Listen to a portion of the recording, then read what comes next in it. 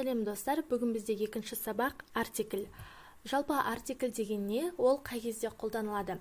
Артикль бізде зат есімнің алдында және де сол зат есімге тікелей қатысты сын есімнің алдында қолданылады. Артикльдің үш түрі бар. Біріншісі белгілі артикль, яғни анықталған. Екіншісі белгісіз артикль, яғни анықталмаған.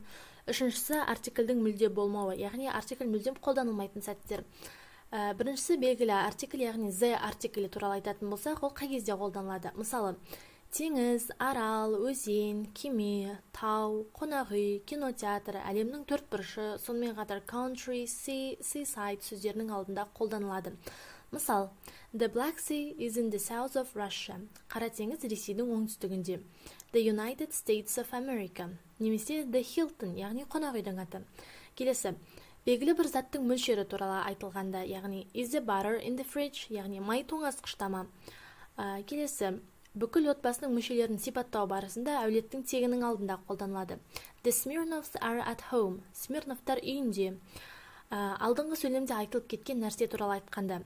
I have a book. The book is very interesting. Яғни бірінші сөйлемде назар аударатын болсақ, I have a book деп айтып тұр. Яғни менде бір кітап бар, бірақ нақты қай кітап екені белгісіз.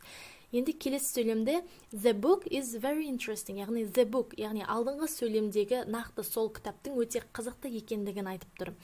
Келесі, адамдардың, жануарлардың, заттардың толық класын сипаттағанда жекеше түрдегі зат есімнің алдында the lion is the king of animals. Аң патшасы арыстан.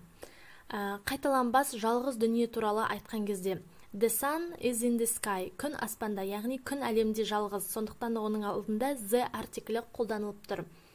Келесі, белгісіз артиклі, яғни an артиклі. Мысал, белгілі бір нәрсе туралы бірінші рет айтып тұрған кезде she has a dog, оның иті бар. Яғни сіз біреумен әңгімелесіп тұрып, басқа бір адамның иті бар екені туралы бірінші рет айтып тұрсаңыз, яғни she has a dog бірінші рет айтып тұрғанда осы артиклін қолданамыз.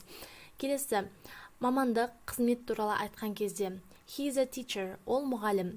Келесі, артиклді бір сөзіне ауыстыруға болатын болса, яғни I have a computer, a bicycle, a car, яғни менде бір компьютер, бір велосипед және де машина бар деген мағынаны білдіреді. Келесі, белгілі бір нәрсе туралы түсіндіру жұмыстарын жүргізуде. Football is a game. Футбол бұл ойын, яғни түсіндіріп тұр. The sun is a star. Күн бұл жұлдыз. Келесі, қай кезде артиклдер қолданылмайды?